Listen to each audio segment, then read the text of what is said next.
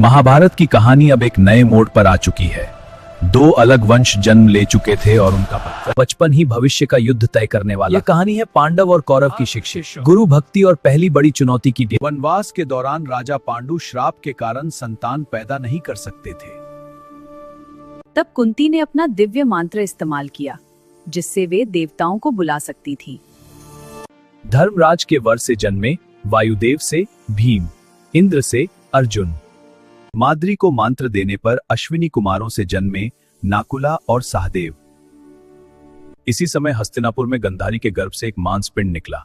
वेद व्यास ने उसे 100 भागों में बांटा।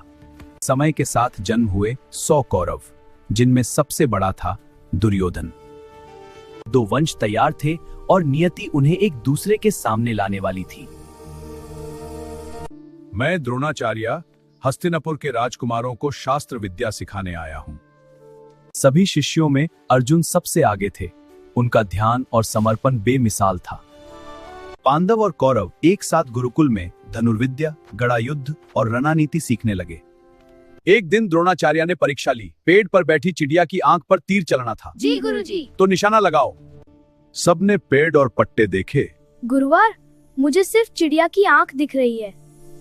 द्रोणा समझ गए, अर्जुन उनका सबसे महान शिष्य बनेगा।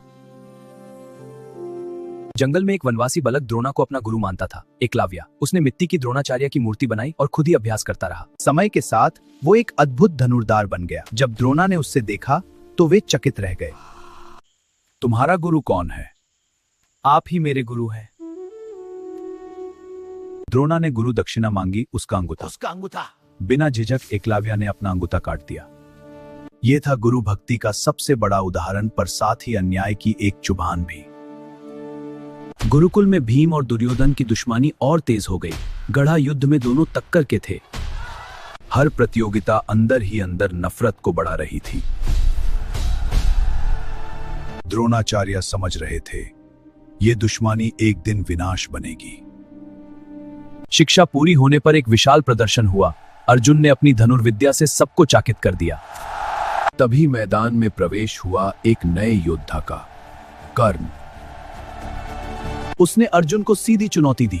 सभी सन्न रह गए, क्योंकि एक नया प्रतिद्वंदी जन्म ले चुका था। कर्ण का आगमन सिर्फ एक चुनौती नहीं था, यह था महाभारत के सबसे बड़े संघर्ष की शुरुआत। अगला भाग बताएगा कर्ण का सच और दोस्ती दुश्मनी का नया मोड़।